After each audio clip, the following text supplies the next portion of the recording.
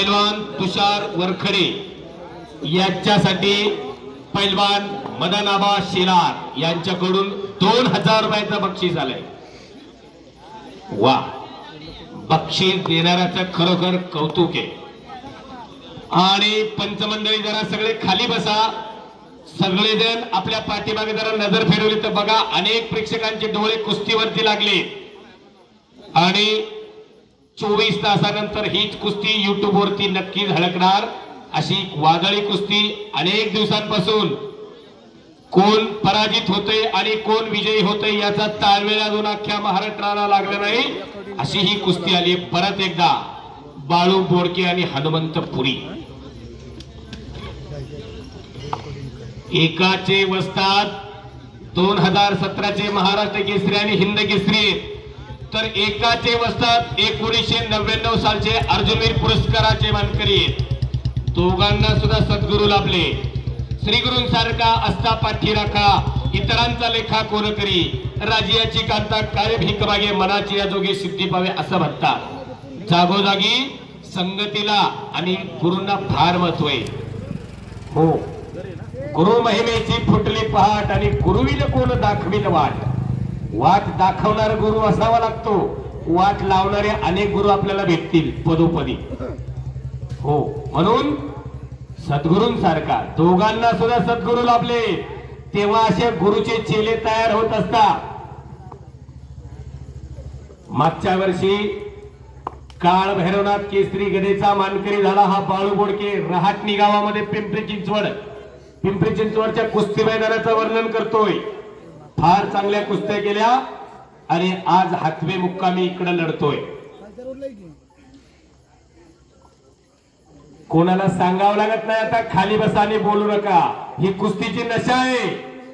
मनामध्ये रोमारोमामध्ये मनगटामध्ये आणि रक्तामध्ये कुस्ती भिनली। 14 15 वर्षाचं कष्ट बोलतोय, तेव्हा अशा खेळ आणि तब्येती होतात, सोपं नाही।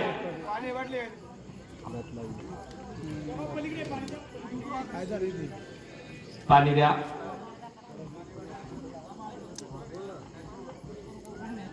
हो, कबड्डी असेल कुस्ती असेल अशा खेळामध्ये अशाकडून मला कुस्ती कॉमेंट्रीसाठी 100 रुपयाचं बक्षीस आले, त्यांचा मी आभारी आहे, धन्यवाद।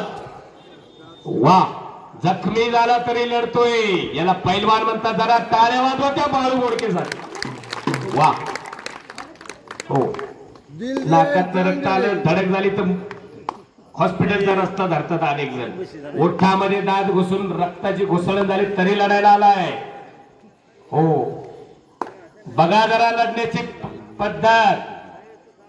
वा, दंड ठोकून आणि मांडी ठोकून प्रतिस्पर्ध्यांना आव्हान केलं जातं। बघ माझ्या बाहूमध्ये आणि माझ्या मांडीमध्ये किती ताकद आहे।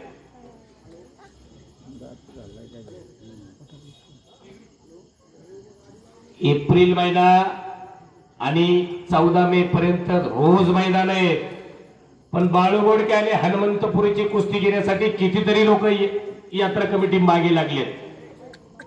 म्हणून मी मगाच्या पासून सांगतोय, हातवे बुद्रुक ग्रामस्थ खरोखर आपण कौतुकास पात्र आहे।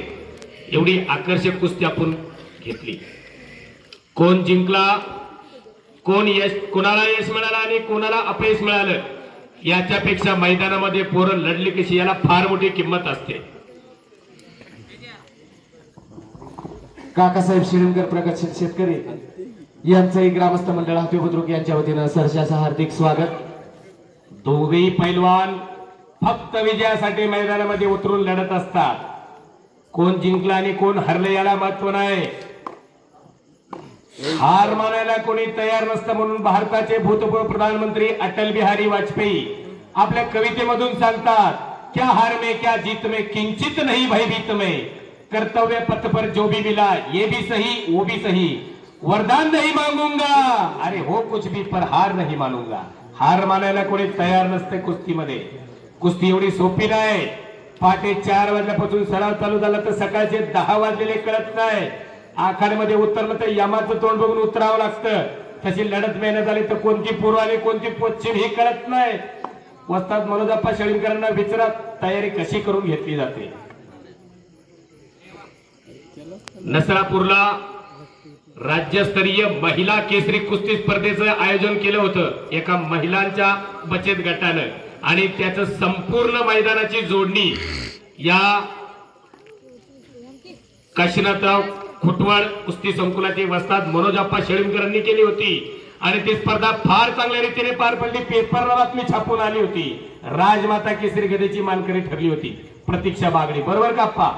हो. यासाठी जाण माहिती असावी लागते आणि त्याचं खऱ्या अर्थाने कसब आणि कौशल्य आपल्या मार्गदर्शनातून प्रत्येक खेळाडूच्या मनामध्ये रुजवण्याचं काम ही वस्ताद मंडळी करत असतात. भोर आणि वेणार श्री काळ भैरवनाथ केसरी गदेचा मानकरी 2024 चा श्री काळ भैरवनाथ यात्रा उत्सव उमरे 2024 29 एप्रिल 2024 ला भव्य कुस्त्यांचा निकाली आखाडा पार पडतोय. उमरेगाव 29 एप्रिलला जाहीर करतायत.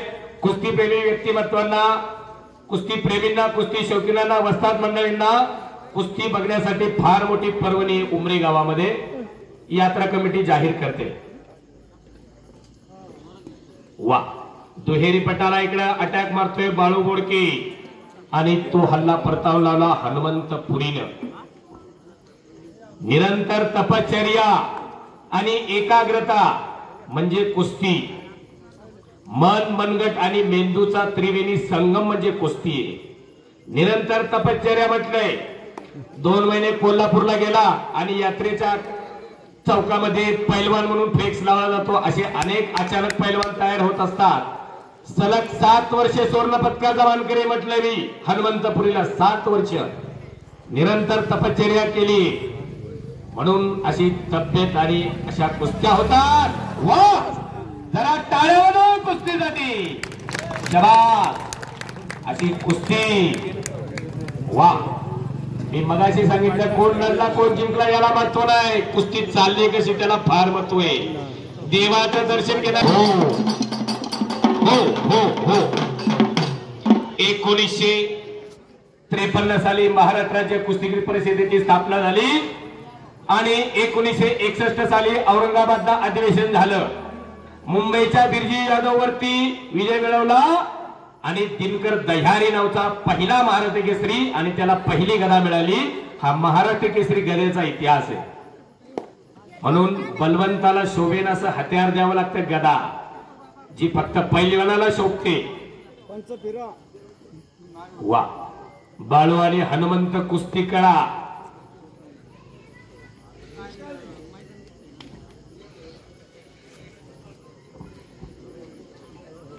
वा, यात्रेचं मैदान, परंतु टाचणी पडेल एवढा सुद्धा आवाज येईल एवढी शांतता. भोर तालुका, वेल्हा तालुका, मुळशी तालुका.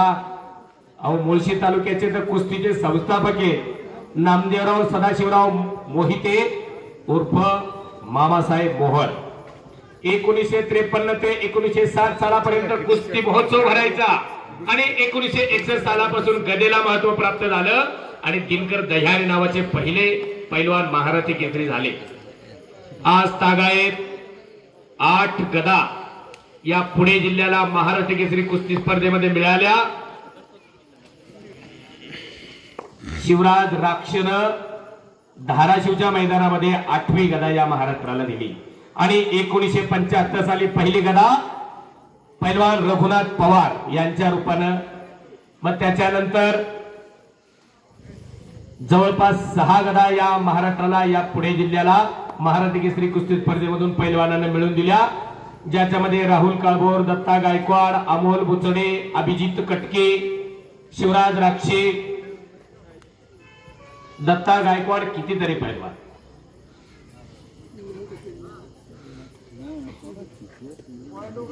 दरम्यान परत एकदा कुस्ती समोरासमोर.